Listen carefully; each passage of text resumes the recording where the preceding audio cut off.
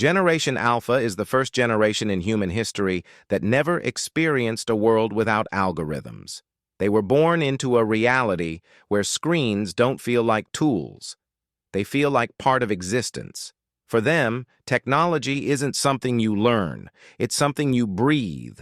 And that single difference is quietly reshaping attention, identity, intelligence, and even emotions. A child from Generation Alpha doesn't discover the internet at age 10 like millennials did, or grow up alongside it like Gen Z. Instead, the internet discovers them. Before they can speak full sentences, recommendation systems already know what makes them laugh, what keeps them calm, and what holds their attention the longest. This means their brains develop inside personalized digital environments. Psychologists call this algorithmic childhood. Their early experiences are not random. They are curated. Because of this, their attention works differently. Previous generations learned patience through boredom. Waiting in lines, long car rides, and slow television schedules trained the brain to tolerate delayed rewards. Gen Alpha rarely faces this friction. Content appears instantly, adapts instantly, and ends instantly. Their brains become extremely good at rapid pattern recognition, but weaker at sustained focus. It doesn't mean they can't concentrate. It means they concentrate selectively. They engage deeply with interactive stimulation and disengage quickly from passive information. That's why traditional teaching methods feel ineffective to them. A lecture feels unnatural because their brain expects feedback. They are not distracted, they are feedback-driven. When a task reacts to them, they lock in. When it doesn't, their mind searches for stimulation. Their intelligence leans toward exploration instead of memorization. Another powerful psychological shift is identity formation. Older generations built identity from community, family, neighborhood, school. Gen Alpha builds identity from interaction. Avatars, game characters, filters, and digital personas allow them to experiment with self-expression much earlier in life. A 10-year-old today may already understand branding, not as business, but as self-presentation. They are growing up aware that personality can be edited, refined, and performed. This creates both confidence and pressure. They become comfortable sharing opinions early, but also become sensitive to feedback loops.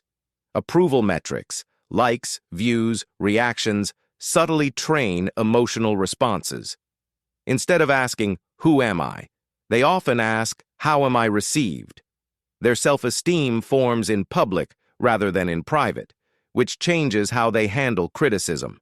Negative feedback feels less like disagreement and more like social rejection. Yet surprisingly, many researchers notice stronger emotional awareness in Generation Alpha.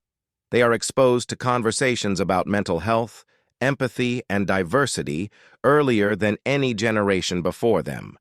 They may struggle with emotional regulation, but they possess emotional vocabulary. They can name feelings younger, even if they cannot always manage them yet. Their relationship with authority also shifts.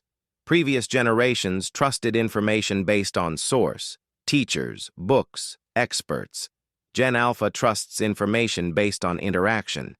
If they can test, search, compare, and see evidence instantly, they accept it.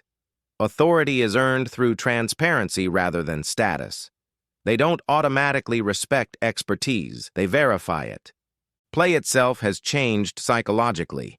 Physical play built imagination from emptiness. Digital play builds imagination from possibility. In a sandbox, a child pretends a stick is a sword. In a game world, they design the sword. Creativity moves from interpretation to construction. They are less likely to imagine fictional worlds and more likely to modify existing ones.